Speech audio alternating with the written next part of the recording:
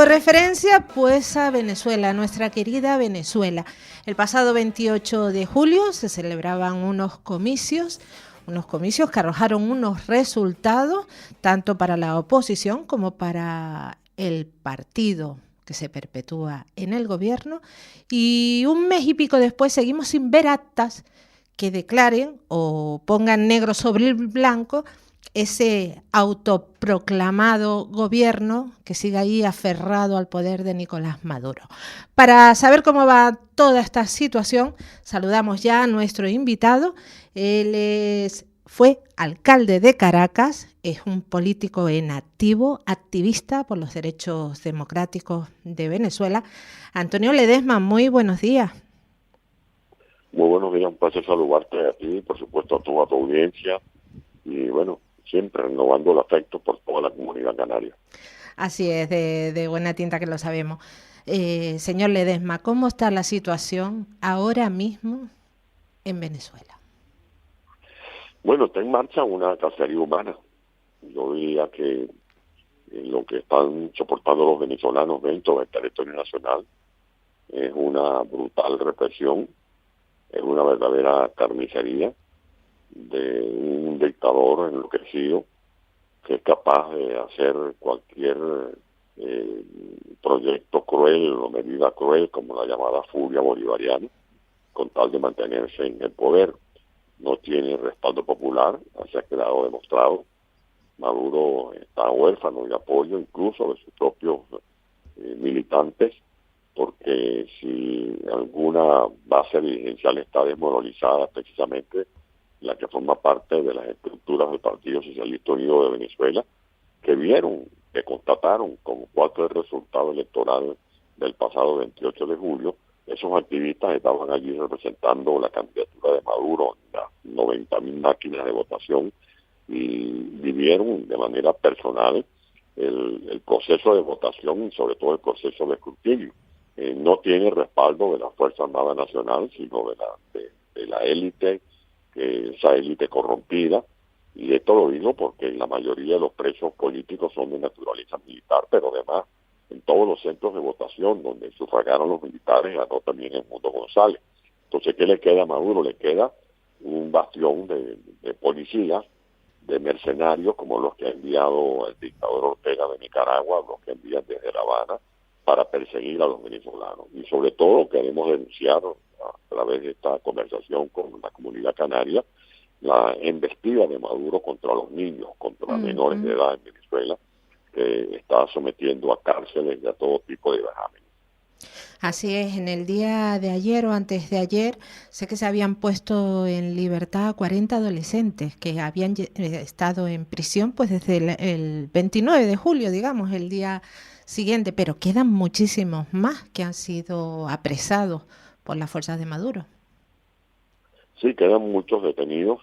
Maduro se ufana, se llena la boca hablando de que tiene más de 2.500, 2.600 presos, entre ellos más de un centenar de niños de menores de edad, a los que ha ordenado recluir en centros penitenciarios de alta peligrosidad, o sea, cárceles para presos comunes. También ha detenido a mujeres, ha detenido a venezolanos de origen indígena, que son también nuestros compatriotas, y cualquier ciudadano que se manifieste a favor de María Corina o del Edmundo González es sospechoso de ser traidor a la patria. Así están las cosas en Venezuela, donde de hecho están suspendidas las garantías constitucionales. O sea, vale decir que no hay ni el más mínimo respeto por los derechos elementales, los derechos humanos elementales de cualquier ciudadano venezolano. Tremendo escucharle. Lula da Silva ya se ha pronunciado y ha dicho que, y lo digo porque tiene bastante peso, que Lula da Silva se pronuncie en contra de lo que está haciendo Maduro, y así lo han hecho otros dirigentes mandatarios internacionales. De hecho, ayer escuchaba también a Borrell de la Unión Europea diciendo que no se iba a reconocer por parte de la Unión Europea el gobierno de Maduro, esa legitimidad que él dice. Pero ¿hasta cuándo se puede seguir aguantando? Porque una cosa es lo que se dice de fuera y otra cosa es lo que hace él dentro. Bueno, y ya tenemos más de un mes soportando esta irresponsabilidad del régimen de Venezuela, negando el resultado verdadero del pasado 28 de julio. Pasamos más de 4 semanas con el canturreo de pedir las actas y pedir las actas, cosa que Maduro no va a hacer porque él tiene las actas, pero las tiene escondidas, porque esas actas que él tiene en sus manos revelan su propia derrota. Son las mismas actas que tiene María Corina y que mostramos al mundo en el tiempo reglamentario de las 48 horas. Maduro ha violado fragmentemente las leyes de procesos electorales en Venezuela, los reglamentos, ha usurpado las funciones del Consejo Nacional Electoral, activando a uno de sus aparatos políticos como es el Tribunal Supremo de Justicia, con la finalidad de judicializar el proceso electoral y que ese aparato que le sirve a sus antojos declarara válido el proceso de proclamación. Ese proceso de proclamación irregular y arbitrario que se produjo en la madrugada del 28 de julio, y como usted lo está diciendo al comentar las declaraciones del presidente de Brasil, Lula da Silva, no es reconocido por ningún gobierno democrático del mundo. Repito, ningún gobierno democrático del mundo avala la irregular e ilegal proclamación de Maduro del 28 de julio. Ni siquiera sus aliados tradicionales, como el caso del presidente de Brasil, el presidente de México, el presidente de Colombia, porque fue tan absurdo, tan irregular, tan de bajo fondo el procedimiento para ser proclamado, que ese es un procedimiento que no es reconocible. Pero además lo que sí cuenta en este momento es nuestra lucha para que entonces se reconozca a Edmundo González como el presidente legítimo de Venezuela, cosa que no se ha hecho hasta este momento por algunos gobiernos de Europa. Perdón, ¿sigue protegiéndose Edmundo González? Porque sabemos que aparentemente está en paradero desconocido, salvaguardándose de esas órdenes de búsqueda y captura por parte del gobierno de Maduro. Sí, tanto él como María Corina están a resguardo, siguen allí al pie del cañón, siguen encabezando la lucha, lo van a seguir haciendo, porque la responsabilidad que ellos están asumiendo a plenitud. Edmundo González como presidente electo legítimo de los venezolanos y María Corina Machado como la cabeza visible de la lucha de la resistencia opositora en Venezuela, que ya no somos oposición, ya deberíamos ser el gobierno. Exacto. Ganamos las elecciones el pasado 28 de julio. Pero como usted lo dice, Maduro ha ordenado a sus huestes, a todos esos funcionarios que actúan como comisarios políticos de la mal llamada revolución, para que salgan a cazar a María Corina y a Edmundo González, porque así procede la dictadura de Venezuela. Señor Ledesma, ayer escuchábamos a María Corina, o sea, nos llegaban las noticias de que ibas a dar un avance sobre fuerzas del orden de Venezuela por parte del chavismo que se iban a poner del lado de ustedes, iba a decir opositores, pero usted ha dicho ya no se debería de hablar de opositores, sino de presidente electo. ¿Qué sabemos de eso? Bueno, vamos a esperar que se produzca la declaración, pero en todo caso lo que sí puedo comentar es que ya esas posiciones se han verificado cuando vemos que millones de personas que antes votaban por Chávez o apoyaban a Maduro, en esta ocasión tomaron una decisión de inclinarse a favor de la opción que representa la lucha de resistencia, porque también están cansados, agobiados de tantas mentiras, de tantas frustraciones, de tantos engaños. Y esas mujeres y esos hombres que antes en comunidades populares de Venezuela respaldaban la opción de Chávez o de Maduro, ahora están acompañando las prédicas de Edmundo González y de María Corina Machado. Es todo un pueblo unido. Allá ya no hay una lucha como años atrás entre oposición y gobierno o dictadura. Es todo un pueblo mayoritariamente unido en torno a la opción de cambio profundo que han venido proponiendo Edmundo González y María Corina. Está claro que en política todo comunica, y sin ser política también, todo comunica. Yo le pregunto, ¿qué ha querido comunicar Maduro al mundo al reforzar su gobierno introduciendo a dos personas tan cuestionables como Diosdado Cabello y Delcy González? Le quiere mostrar al mundo el garrote. Él no tiene cómo mostrar las actas, no tiene cómo mostrar los votos que no sacó, pero sí quiere decirle al mundo que a él no le interesa para nada los manifiestos de la Unión Europea, que a él no le preocupa para nada lo que pueda pasar en la Corte Penal Internacional, que a él no le da frío ni calor el pronunciamiento que ha hecho la Corte Interamericana de Derechos Humanos, que ha confirmado que Maduro está ejecutando un terrorismo de Estado. O sea, Maduro está diciéndole al mundo, bueno, yo aquí pongo en estos cargos a los más radicales, a los que van a seguir con las detenciones arbitrarias, a los que garantizan más represión, a los que van a seguir persiguiendo mujeres y niños para terrorizar a los venezolanos, porque al fin de cuentas yo me voy a convertir mucho más de lo que soy en el dictador que se ha robado un país. Porque no es que Maduro se quiera robar las elecciones del 28 de julio, como está ocurriendo, es que él quiere apropiarse del país, o sea, robarle a los venezolanos el sueño, la ilusión, la esperanza que hemos tenido y seguimos preservando de poder reencontrarnos con la gente que está ya luchando dentro del territorio nacional. Está claro que la diferencia entre democracia y dictadura es que en democracia el partido que gobierna puede perder las elecciones y dar paso al que gana. Esto no está sucediendo, no ha sucedido en Venezuela. Usted habla de dictador, mi pregunta es clara. ¿Se ha convertido Maduro en un nuevo caudillo? Bueno, hace tiempo viene actuando como tal, porque en Venezuela las instituciones las ha secuestrado Maduro.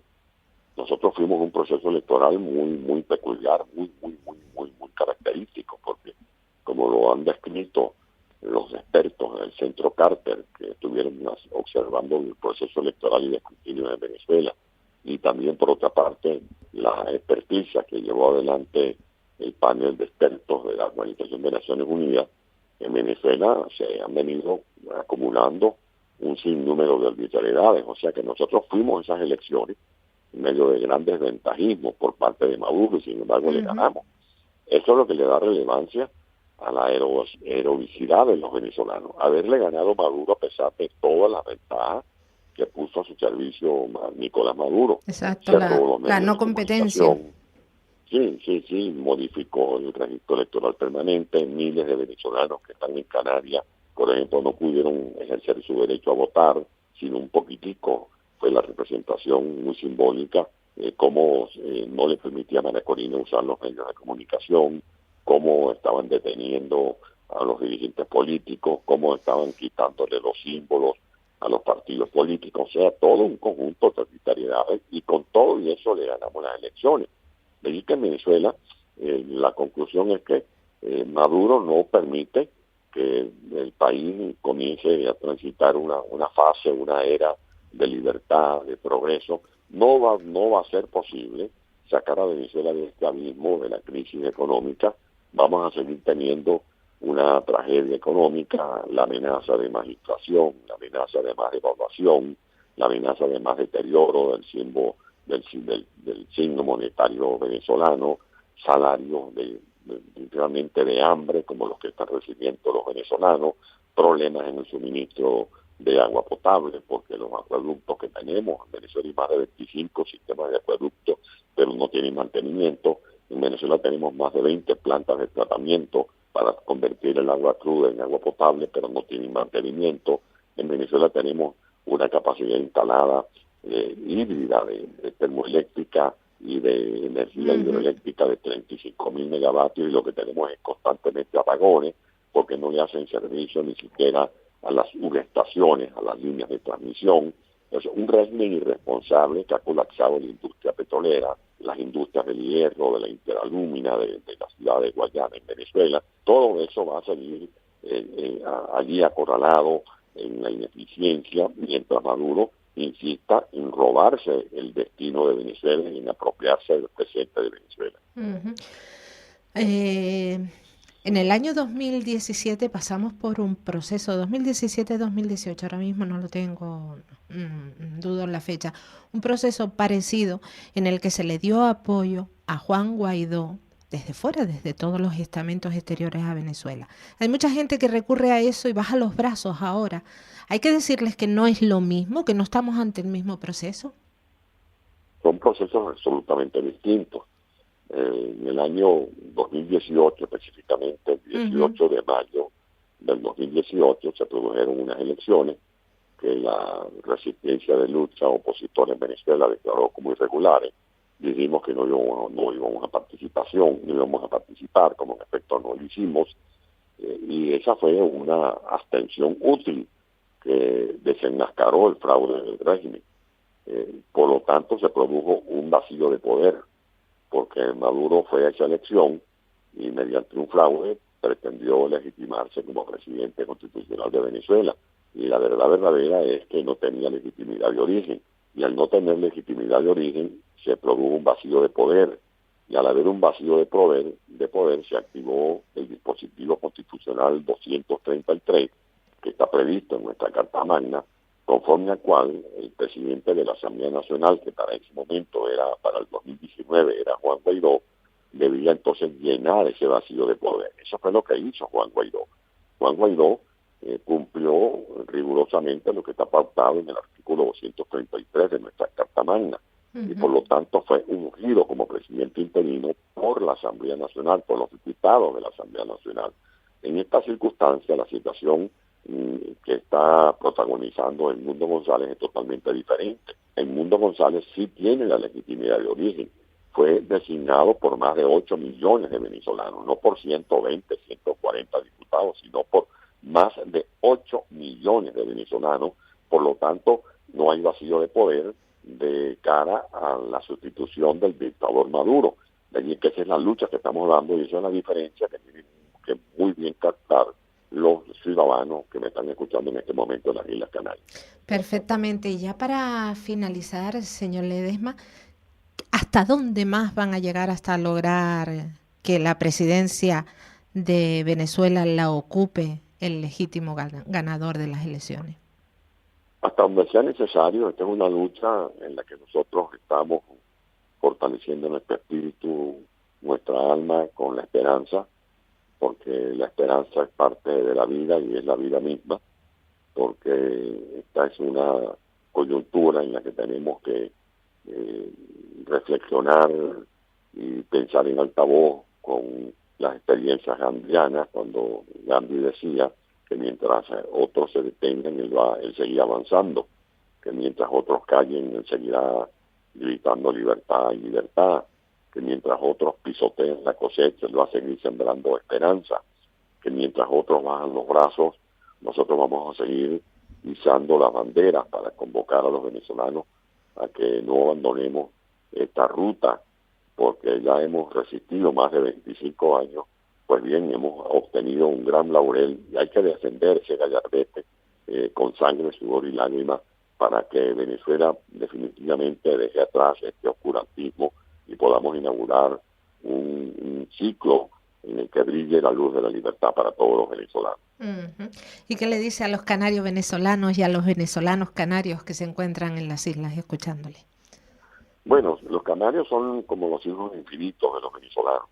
Ese amor de patria que nunca se extingue, porque muchos canarios se convirtieron en los hijos adoptivos de Venezuela, y muchos canarios que llegaron a Venezuela como inmigrantes se convirtieron en cabezas de familias que echaron raíces en nuestro país.